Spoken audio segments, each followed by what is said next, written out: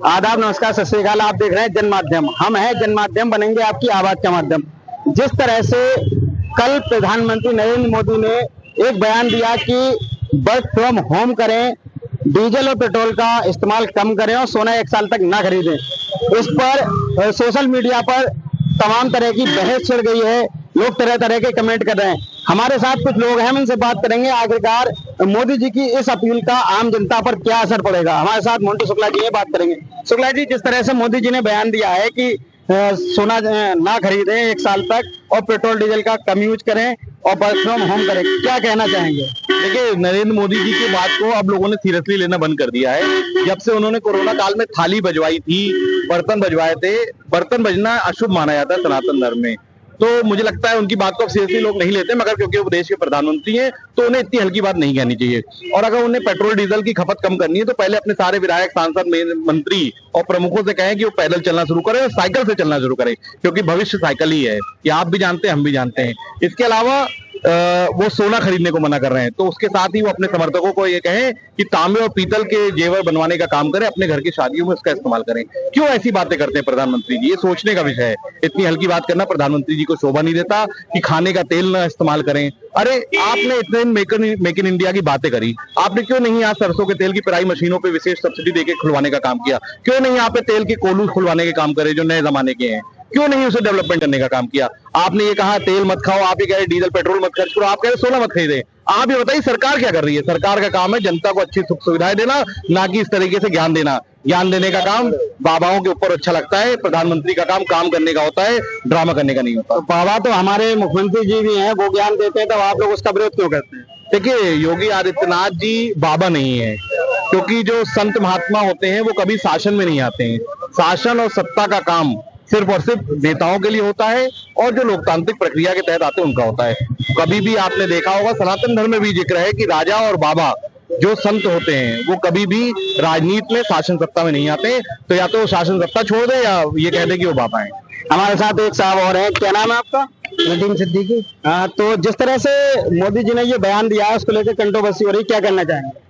मैं ये कहना चाहूंगा कि जो भी हमारी सरकार है, भारतीय जनता पार्टी की सरकार, देश के अंदर भी है और हमारे उत्तर प्रदेश के अंदर भी है, उनको चाहिए कि जो भी जनमानस की समस्याएं हैं उनका निस्तारण करें, ना कि उनको बेतुकी बेढंगी सलाह मशवरा देने का काम करें।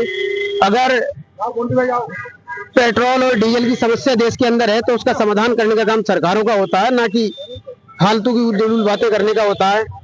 और तेल और डीजल की कम खपत का मतलब तो सबसे पहले भारतीय जनता पार्टी को समझना चाहिए, जो बहुत वीआईपी कल्चर खत्म करने की जो बात करने वाली पार्टी है, उस पार्टी के नेता, विधायक और छोटे छोटे नेता भी 10-10, 8-8 गाड़ियों के काफिले में चलते हैं और सिर्फ बेफजूली में चलते हैं, जिसका कोई मतलब महत्व होता ही नहीं है।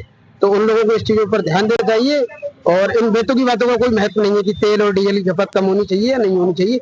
ये यातायात के जो संसाधन है उनसे आदमी चलेगा, अपने समस्याओं का समाधान करेगा, उसे जहां भी आने जाने में समस्या है वो गाड़ी को इस्तेमाल करेगा। हमारे साथ अविनाश मिश्रा जी हैं, हम इनसे बात करेंगे। आखिर ये जो बयान दिया गया है इसको लेकर लगातार कहा जा रहा है कि डॉलर जो है रुपए के मुकाबले ज्यादा मजबूत हुआ है और डॉलर की कीमत को स्थिर करने के लिए, रुपए की गिरावट को रोकने के लिए ये कदम उठाया जा रहा है, क्या कहना चाहेंगे? देखिए, मैं ये कहना चाहता हूँ कि जब जब भारत के जो रुपया है उसकी वैल्यू कम होती है तो इसका मतलब है कि देश पे किसी न किसी तरीके से आर्थिक संकट आया हुआ है। जो प्रधानमंत्री मोदी जी की अपील है, ये अपील नहीं, इसको मैं जो है अघोषित आर्थिक आपातकाल कहना चाहता हूँ। ये अघोषित आर्थिक आपातकाल की अपील है जो वो कहना चाह रहे हैं कि देश आर्थिक संकट से जूझ रहा है। देश अगर आर्थिक संकट से जूझ रहा है तो उसकी जिम्मेदारी जो है सरकार की होती है, मौजूदा सरकार की होती है। वो जो है कि सोना मत खरीदो, पेट्रोल डीजल जो है मत खरीदो, या फिर अपने जो है पैदल चलने पे ज्यादा ध्यान दो।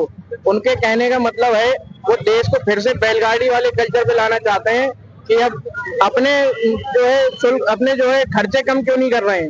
जो मोदी जी या उनके तमाम जो है पूंजीपति जो मित्र हैं वो जाके विदेशों में जब जाते हैं, छुट्टियां मनाने जाते हैं तो लाखों करोड़ों अरबों रुपए खर्च करते हैं। उन पर भी एक स्टेटमेंट उन्हें देना चाहिए था। जो सोना चांदी होता है, सोना चांदी जो मध्यम वर्गीय परिवार हैं, उन मध्यम वर्गीय परिवारों के लिए जब उन पर आर्थिक संकट आता है तो उस आर्थिक संकट में उनके पास सबसे बड़ा सहारा वही सोना चांदी होता है, उसको खरीदने से मना कर रहे हैं। दूसरी बात कह रहे हैं कि खाने के तेल का उपयोग कम करें। प्रधानमंत्री नरेंद्र मोदी जी के कुछ समय पहले के स्टेटमेंट देखा जाए तो उन्होंने एक बार ये भी कहा था कि पकौड़े तलो, पकौड़े तलने को उन्होंने रोजगार बताया था। अगर पकौड़े तलना रोजगार है तो आज वो अपनी बातों से मुकर रहे हैं। आज उन्होंने कह दिया कि जो है खाने का तेल कम उपयोग करें। दूसरी बात मैं आपसे यही कह देना चाहता हूँ, जब सरकार के पास कोई चीज नहीं बचती है तो सरकार इस तरीके की चीजें और ढूंढ पीटना, राग लापने का काम करती है। प्रधानमंत्री नरेंद्र मोदी जी ने देश के अंदर से लोकतंत्र की हत्या करना शुरू कर दी है। लोकतंत्र की हत्या खुलेआम हो रही है और आज वो कह रहे हैं कि आप सोना मत खरीदो, चांदी मत खरीदो, आप ये सब मत करो। उन्होंने प्रधानमंत्री नरेंद्र मोदी जी ने कहा था कि जो हवाई चप्पल वाला है, हवाई चप्पल वाले को हवाई जहाज पे हवाई सफर कराएंगे। आज वही प्रधानमंत्री नरेंद्र मोदी जी कह रहे हैं कि जो है डीजल पेट्रोल की खपत कम करी जाए। तो हम लोग, कोई बात नहीं, साइकिल पे तो हम लोग चल ही रहे हैं, साइकिल का ही दौर आने वाला है। हमारे साथ एक सवाल है, क्या नाम भी है? विकास चौधरी। चौधरी जी, क्या कहना चाहेंगे मोदी जी के बयान को लेकर? जब से भारतीय जनता पार्टी आई है देश में, तब से युवाओं के, किसानों के, सबके भविष्य खिलवाड़ कर रही है भारतीय जनता पार्टी। ठीक है, जब उसे लगता है कि देश पे दिक्कतें खड़ी हो रही है, कोई भविष्य में युवाओं को दिक्कत आ रही है, तो वो इस तरीके की बातें करते हैं। सोना कभी युवा नहीं खरीद पा रहे हैं इस देश के, मंत्री विधायक खरीद रहे हैं भारतीय जनता पार्टी की। उनकी हालत नहीं है युवाओं की, जो भी सोना, किसान सोना कहाँ से खरीद ले, उसमें पैसे ही नहीं है। हर चीज पे महंगाई कर रखी है, कहाँ से खरीद रखा है? कुछ नहीं है। माननीय प्रधानमंत्री जी युवाओं के भविष्य खिलवाड़ कर रहे हैं और ऐसा उन्हें नहीं करना चाहिए। हमारे साथ एक साहब और हैं, क्या नाम भैया आपका? जी, मेरा नाम मुख्तार है, मैं ऑल इंडिया मुस्लिम मजलिस संगठन मंत्री उत्तर प्रदेश।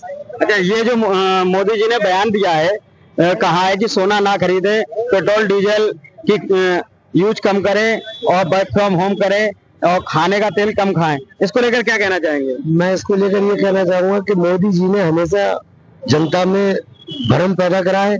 इन्होंने थालियां बजवाई, उससे कोई मतलब हल नहीं निकला और ये अपने भाषणों में अपशब्द बोलते हैं, मुजरा जैसा इस्तेमाल शब्द बोलते हैं अपने भाषणों में। ऐसा कुछ नहीं बोलना चाहिए इन्हें, प्रधानमंत्री जी को। ये शोभा नहीं देता है हमारे माननीय प्रधानमंत्री जी को, जो जनता को ये भ्रमित करते हैं। और मैं तो इस पार्टी को ये कहूंगा, ये भारतीय जुमला पार्टी है, ये अपने वादे में कभी खरे नहीं उतरती है, ये भ्रमित करती है भोली भाली जनता को, और भोली भाली जनता को बोलकर उसको भ्रमित करके उसको जो है आपने राज करना चाहती है। तो ये हमारे साथ कुछ लोग थे जो बता रहे थे कि किस तरह से प्रधानमंत्री जी का बयान है उसको लेकर लगातार कंट्रोवर्सी हो रही है। मैं आपको बता दूं, जिस तरह से ये बयान दिया गया है उसको लेकर जो लॉजिक सामने आया है, वो लॉजिक ये है कि हम ज्यादातर पेट्रोल डीजल बाहर से खरीदते हैं, जो कि डॉलर से खरीदा जाता है। साथ ही साथ हम सोना जो खरीदते हैं वो भी बाहर से 80% हम खरीदते हैं, जो कि डॉलर में खरीदा जाता है। जो हमारा विदेशी मुद्रा भंडार है, विदेशी मुद्रा भंडार अगर कम होगा तब रुपए की कीमत लगातार गिरेगी। इसलिए मोदी जी ने ये अपील की है कि आप सोना ना खरीदें और पेट्रोल डीजल का कम यूज करें।